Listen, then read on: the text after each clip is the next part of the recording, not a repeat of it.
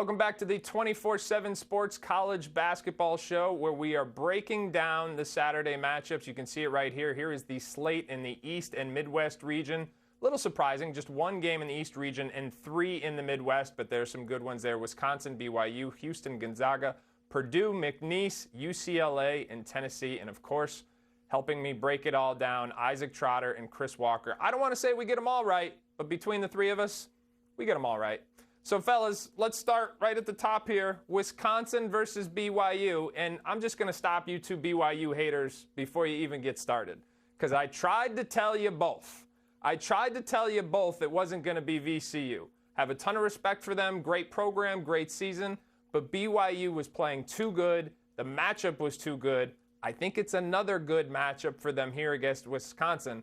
But I say that with complete respect for the way that Greg Gard has kind of evolved as a coach, rediscovered his system on the offensive end of the floor. One of only a handful of teams that's top 25 in the country in both offense and defense. So, Trotter, I ask you, are you on my BYU bandwagon yet, or are you going Wisconsin?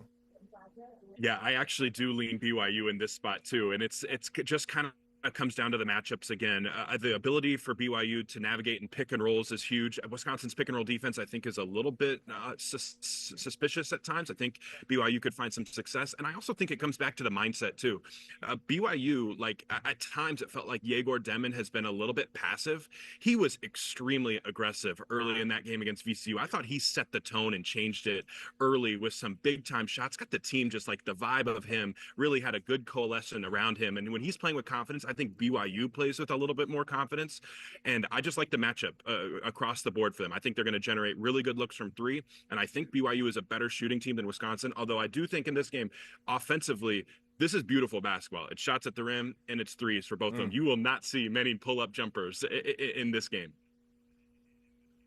I agree with you. This is going to be beautiful basketball on both ends because both of these programs play a modern offensive style. Chris, who you got winning this one? Listen, I just to talk about you killing my VCU pick. They just got punched in the mouth and they could not recover. But you know what? I'll tell you it's this: over. It's over, man. We don't need to talk about it. It's over.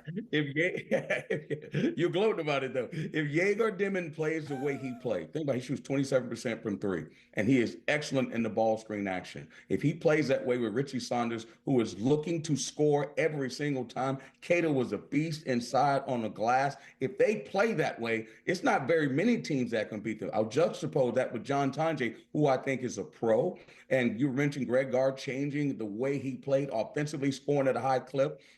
This is going to be a very good game. It's going to be one of the best games to watch. I did pick Wisconsin to move on, although I'm a little bit shady about that pick because I had them playing VCU. You're right, thinking BYU plays the way they're playing now. Kevin Young is an up and coming. He's a fast forward NBA mind thinker. If they can make threes, it will be very difficult to beat this team because they can play inside and outside, which makes them very difficult. The question is, can they defend Wisconsin? That is the question.